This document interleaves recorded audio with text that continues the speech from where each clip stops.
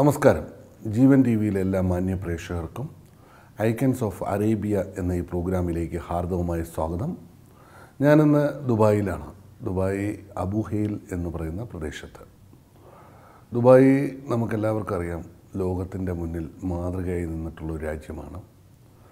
വികസനത്തിൻ്റെ കാര്യത്തിലായിരുന്നാലും മറ്റെന്ത് കാര്യം എടുത്താലും ദുബായിക്ക് ഒരു പ്രത്യേക സ്ഥാനം ലോകത്തിന് മുമ്പിൽ നേടിയെടുക്കുവാൻ സാധിച്ചതിൻ്റെ പിന്നിൽ ഇവിടുത്തെ ഭരണാധികാരികളുടെ ഒരു ദീർഘവീക്ഷണം തന്നെയാണ്. രാജ്യത്തിനോടുള്ള കമ്മിറ്റ്മെൻറ്റ്. ലോകത്ത് ഏറ്റവും കൂടുതൽ രാജ്യങ്ങളിലുള്ളവർ ഒരുമിച്ച് അധിവസിക്കുന്ന ഒരു പ്രദേശം എന്ന ഒരു പ്രത്യേകത കൂടി ഈ UAEക്കുണ്ട്. ശരിക്കും ദുബായിലേക്ക് നമ്മുടെ മലയാളികളുടെ ഒരു യാത്ര പത്തേമാരിയിലും പിന്നെ ഷിപ്പിലും പിന്നെ അവിടാണ് വിമാനം എന്ന് കാണുന്ന ആധുനിക സംവിധാനങ്ങളൊക്കെ നമ്മുടെ മുമ്പിലേക്ക് വന്നു. പക്ഷെ പണ്ട് കാലത്ത് പതിറ്റാണ്ടുകൾക്ക് മുമ്പ് ദിവസങ്ങളോളം എടുത്തു ജീവൻ പണയം വെച്ചും ഈ കടൽ തീരത്തേക്ക് വന്നിറങ്ങുന്ന പത്തേമാരിയിൽ വന്നിറങ്ങുന്ന ഒരു വിഭാഗം മലയാളികൾ നേരത്തെ ഉണ്ടായിരുന്നു, നൂറ്റാണ്ടുകൾക്ക് മുമ്പ്. അത് കഴിഞ്ഞ് പിന്നെ വരുന്നത് ഷിപ്പിലേക്കാണ്. അതും കുറച്ച് ദിവസങ്ങളെല്ലാം എടുത്ത് ഇവിടെ വന്ന് എത്തിച്ചേരുകയും പിന്നെ ഇവിടുത്തെ പ്രതികൂലമായ കാലാവസ്ഥയെയും സാഹചര്യങ്ങളെയും ഉറ്റവരെയും ഉടയവരെയും വേർപിരിഞ്ഞുള്ള ഒരു ജീവിതം. അങ്ങനെ ആ പ്രതിസന്ധികളെയും പ്രശ്നങ്ങളെയും അതിജീവിച്ച് നമുക്ക് നേടിത്തന്നത് വലിയ ഒരു സാമ്രാജ്യം, അല്ലെങ്കിൽ എല്ലാം നേടിയെടുത്തിട്ടുള്ളൊരു നല്ല പ്ലാറ്റ്ഫോമാണ് നമുക്കൊരുക്കി തന്നത്. നമ്മുടെ മുന്നേ കടന്നു വന്നവരാണ്. അവർ നേടിയെടുത്ത ഈ സൗഭാഗ്യങ്ങൾക്ക് പുറമെ അവരുടെ സത്യസന്ധത, ആത്മാർത്ഥത, ആ നല്ല സ്വഭാവത്തിൻ്റെ ഉടമകൾ എന്നിവ ഈ അറബ്സിനുള്ളിൽ തന്നെ മലയാളികൾക്കൊരു സ്വീകാര്യതയാക്കി മാറ്റി എന്നുള്ളതും ഒരു വസ്തുതയാണ്. തീർച്ചയായും അത്തരത്തിലുള്ള മലയാളികളെ നമ്മൾ പരിചയപ്പെടുത്തുമ്പോൾ അവരുടെ ജീവിതാനുഭവങ്ങൾ നമുക്ക് പഠിക്കാൻ ഒരു വലിയ പാഠപുസ്തകം തന്നെ നൽകുന്നു. ഇന്ന് അത്തരത്തിലുള്ള ഒരു മലയാളിയാണ് ഞാൻ നിങ്ങളുടെ മുമ്പിൽ പരിചയപ്പെടുത്തുവാൻ പോകുന്നത്. ഏതാണ്ട് 47 വർഷങ്ങൾക്ക് മുമ്പ് പ്രവാസ ജീവിതം ആരംഭിച്ച ശ്രീ പ്രഭാകരനാണ് ഇന്ന് നമ്മുടെ അതിഥി. തൃശ്ശൂർ ജില്ലയിലെ ഇരിങ്ങാലക്കുട സ്വദേശിയാണ് അദ്ദേഹം. അദ്ദേഹത്തിൻ്റെ ജീവിത അനുഭവങ്ങളിലേക്ക് കടന്നു ചെല്ലാം. അതിനു മുമ്പ് അദ്ദേഹത്തെ ഈ പ്രോഗ്രാമിലേക്ക് ഞാൻ ഹാർദവമായി സ്വാഗതം ചെയ്യുന്നു. നമസ്കാരം. നമസ്കാരം. 41 വർഷം, അതായത് 1971 ഗൾഫിൽ പ്രവാസ ജീവിതം ആരംഭിക്കുന്നത്. അതിനു മുമ്പ് 1961 ഇന്ത്യൻ ആർമിയിൽ ചേർന്നു. ഇനി അതിനും കുറച്ചും കൂടി മുമ്പ് 1956 കേരളം വിട്ടു. ഒരു വലിയൊരു അരനൂറ്റാണ്ടുകൾക്കും അപ്പുറമുള്ള ഒരു ജീവിത അനുഭവത്തിൻ്റെ കഥയുണ്ട്. അരനൂറ്റാണ്ട് അതിനേക്കാൾ കൂടുതലായി കേരളം വിട്ടുള്ള ജീവിതാനുഭവങ്ങൾ പങ്കുവെച്ച ഒരാളാണ്. അതെ, യഥാർത്ഥ പേര് കൃപാകരൻ. കറക്റ്റ്. ആർമിയിൽ ചേർന്നതോടുകൂടി അത് പ്രഭാകരനാക്കി മാറ്റി. അതിൻ്റെ കാരണത്തിലേക്ക് നമുക്ക് പോവാം. തുടക്കം തന്നെ എന്തായിരുന്നു കാരണം? കാരണം എന്ന് പറഞ്ഞാൽ ഞാൻ വളരെ 5th സ്റ്റാൻഡേർഡ് വരെ ഞാൻ പഠിച്ചിട്ടുള്ളൂ. എൻ്റെ കയ്യിൽ സർട്ടിഫിക്കറ്റുകളൊക്കെ. ജനിച്ചത് കയ്പമംഗലത്താണ്. കയ്പമംഗലം. എൻ്റെ ബോൺ കയ്പമംഗലം. പക്ഷേ ഫാദറായിട്ട് ഷിഫ്റ്റ് ചെയ്തു ഇരിങ്ങാലക്കുട എന്ന് പറഞ്ഞ താണിശ്ശേരി എന്ന് പറഞ്ഞൊരു സ്ഥലമുണ്ട്. ഇരിങ്ങാലക്കുടയുടെ തന്നെ പടിഞ്ഞാറ് ഭാഗം താണിശ്ശേരി. പിതാവിന് എന്ത് ജോലിയായിരുന്നു? പിതാവിന് ചെറിയ ബിസിനസ്സായിരുന്നു ആ കാലത്ത്. ചെറിയ വെട്ടിക്കട എന്നുള്ളൊരു മാതിരിയുള്ള ചെറിയ ബിസിനസ് ഞങ്ങളുടെ തന്നെ ഇതിലായിട്ട് അതിൻ്റെ ബാക്കിലായിരുന്നു ഞങ്ങൾ താമസിച്ചതും. അതെല്ലാം കഴിഞ്ഞ് ഞങ്ങൾ ഒരു 8-9 മക്കളായിരുന്നു മൊത്തം. അതിൽ എത്രാമത്തെ? ഞാൻ 2ാമത്തെ ആളാണ്. വലിയൊരു കുടുംബം. അതെ.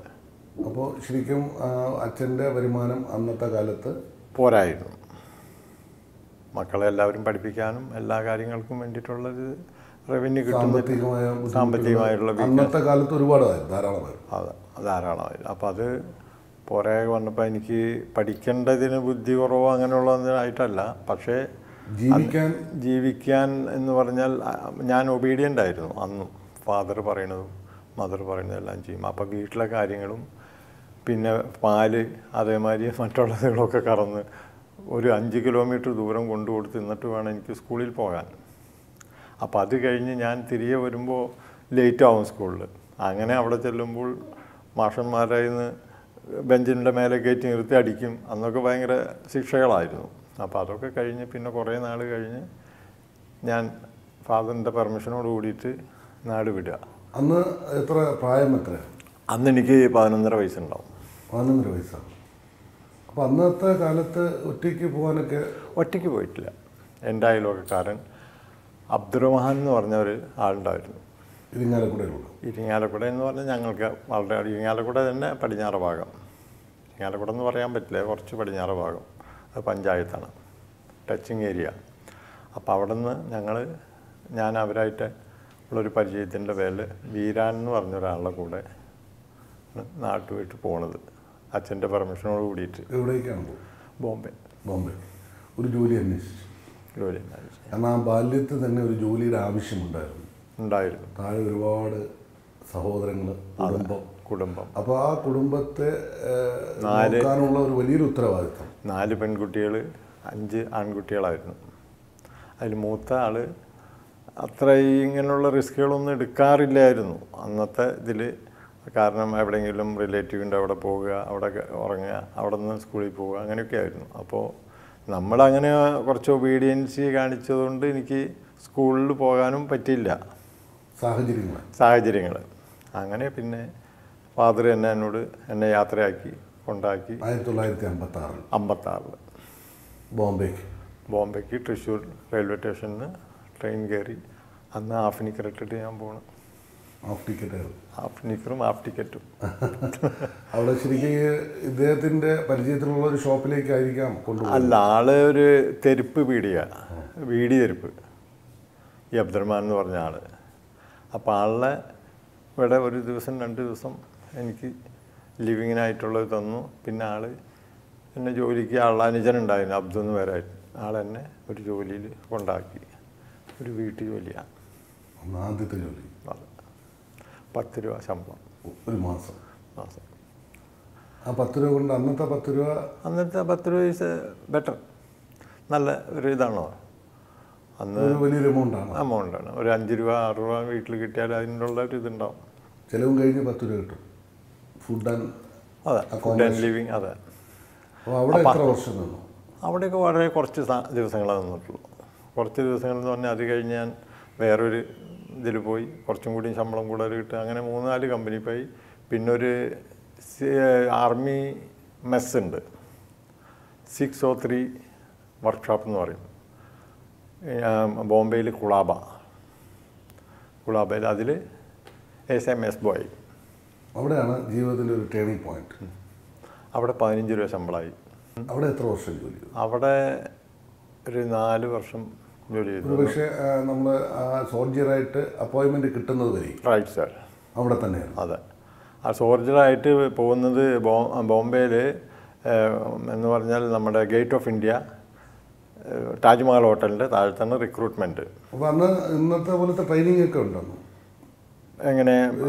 സോൾജിയറിന് ട്രെയിനിങ് കിട്ടുമല്ലോ. പിന്നെ അതുകൊണ്ട് അത് ട്രെയിനിങ് നമ്മൾ ചേർന്നതിന് ശേഷം ട്രെയിനിങ് സെൻറ്ററിലല്ലേ, അത് കിട്ടും. അത് തീർച്ചയായിട്ടും കിട്ടും. അത് അവിടെ നിന്ന് 6 മാസം. ആ ട്രെയിനിങ് കഴിഞ്ഞിട്ടാണ് നമ്മൾ അപ്പോയിൻമെൻറ്റ് തരുന്നത് ആർമിയിലേക്ക്? അല്ല, അപ്പോയിൻമെൻറ്റ് കിട്ടിയതിന് ശേഷം. അത് ട്രെയിനിങ് 1 ഇയറാണ്. ഈ 1 ഇയറിൽ നമ്മൾക്ക് ആസ് എ റിക്രൂട്ട്മെൻറ്റ് ട്രെയിനിങ്, എല്ലാ ബേസിക് ട്രെയിനിങ്ങുകൾ, എല്ലാ വെപ്പൺസ് പഠിപ്പിക്കുക, വെപ്പൺസ് ചെയ്യലും മറ്റേ ഫിസിക്കലി ഫൈറ്റിംഗ് സോൾജിയറായിട്ടാണ്. As a fighting soldier. എൻ്റെ എഡ്യൂക്കേഷൻ അതല്ലേ ഉള്ളൂ.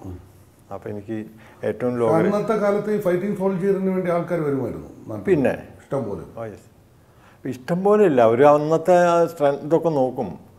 നമ്മളുടെ ഫിസിക്കലായിട്ട് സ്ട്രെങ്ത്, കുറേ ഹൈറ്റോ കുറേ തടിയോ ഉള്ളതെന്നല്ല അവർ നോക്കുന്നത്. ഈ ആൾ എന്താ ഷൂട്ടായിരിക്കും എന്നുള്ള ഒരു മെഷർമെന്റ് ഉണ്ട്. സോൾജേഴ്സിന് നിങ്ങൾക്ക് അങ്ങനെ ഹൈറ്റുള്ള ആൾക്കാരും കാണില്ല, തടിയുള്ള മെഷർമെന്റ് ഉണ്ട്. അതെ അതെ.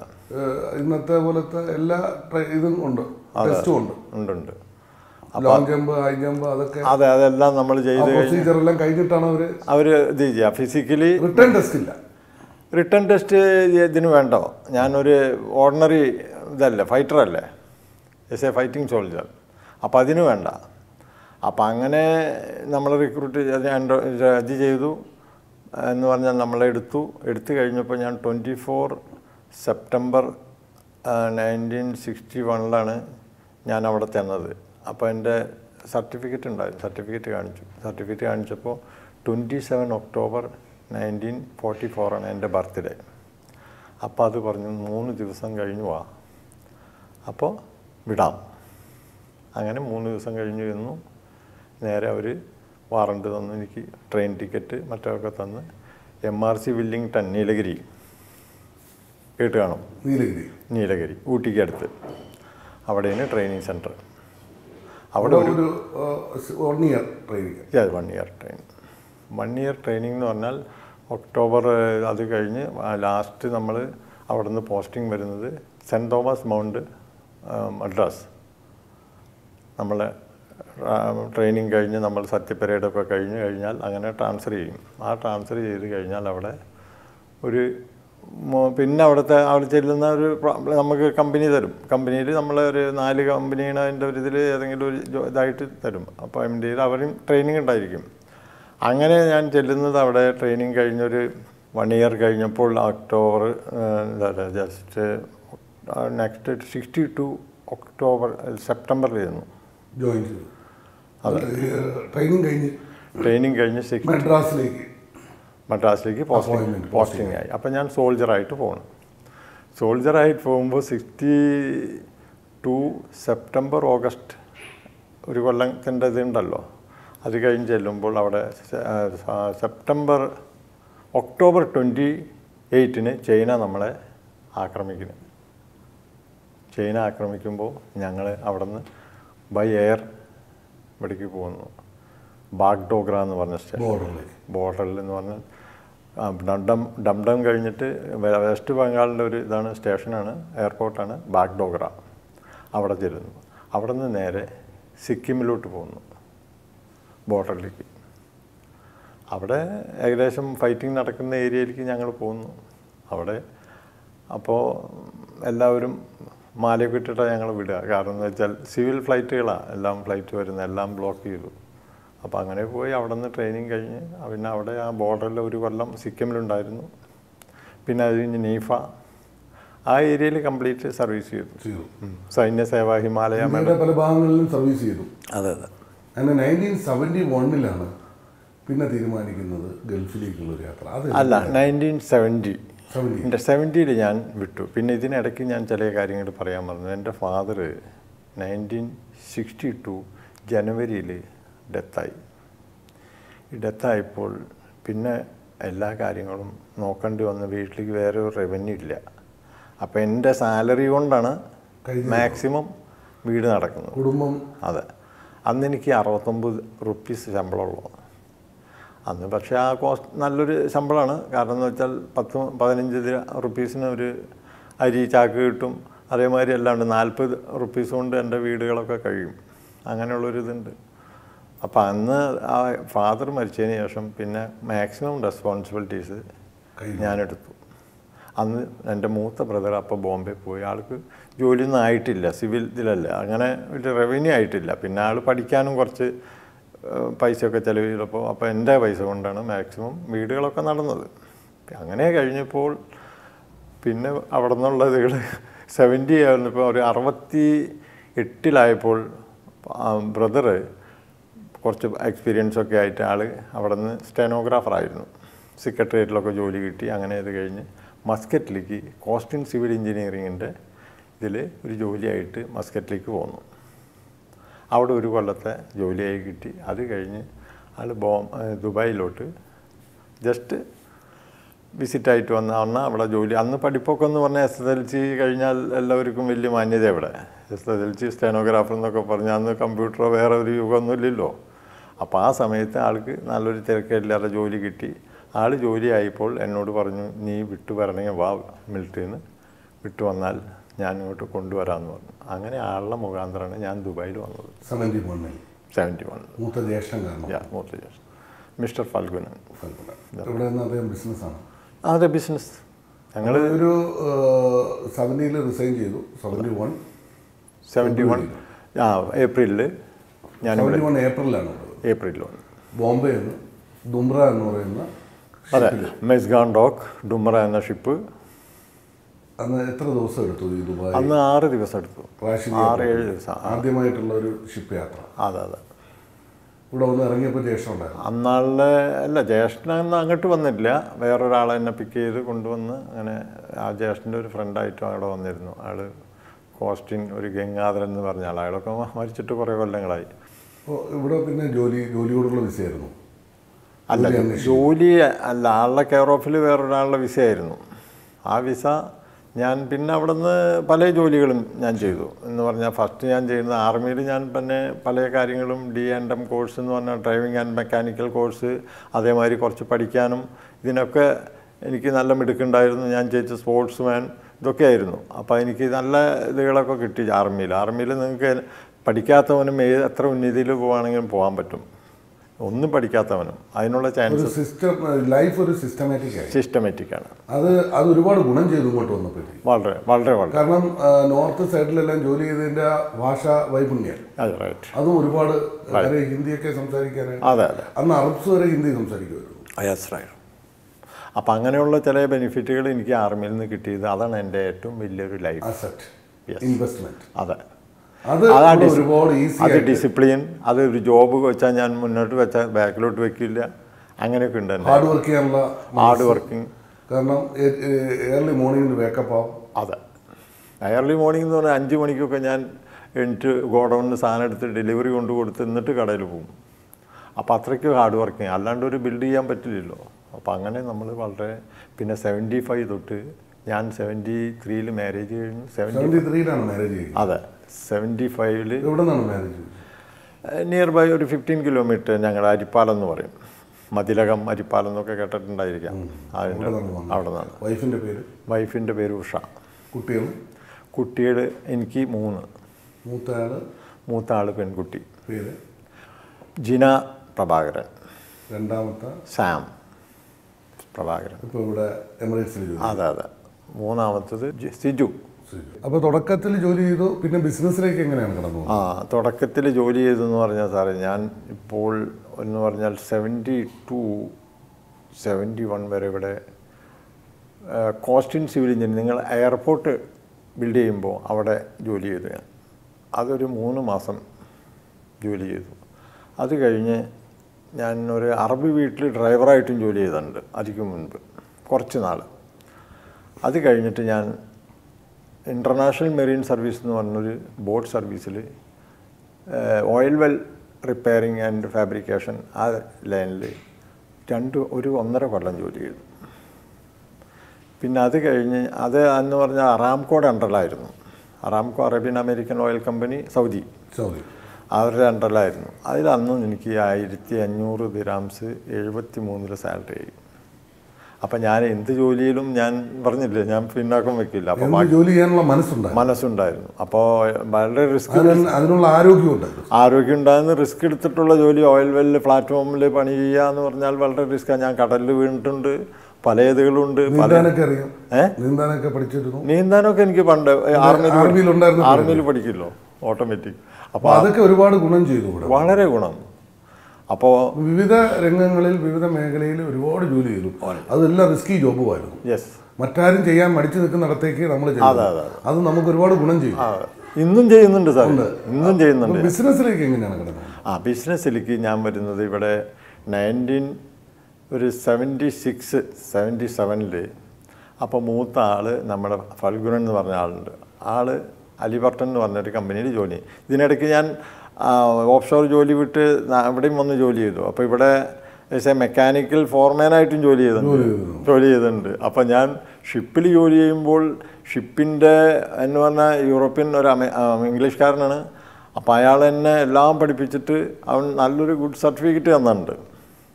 ആ സർട്ടിഫിക്കറ്റ് കാണിച്ച് ഇവിടെ ഞാൻ വന്ന് അലിബർട്ടൻ്റെ മെക്കാനിക്കൽ ലൈനിൽ ജോയിൻ ചെയ്തു. മെക്കാനിക്കൽ എന്ന് പറഞ്ഞാൽ GM ഇഞ്ചൻ, കാറ്റർപില്ലർ ഇഞ്ചൻ, ഇതെല്ലാം വർക്ക് ചെയ്യാൻ എനിക്ക്. അതേമാതിരി എല്ലാ ഇതുകളും ഞാൻ ജോയിൻ ചെയ്തിട്ടുണ്ടാക്കി. ഇടും. അത് അത്രയ്ക്കുള്ള കപ്പാസിറ്റി ഞാൻ പഠിച്ച് ഓരോന്നോരോന്ന് ഗ്രഹിക്കും.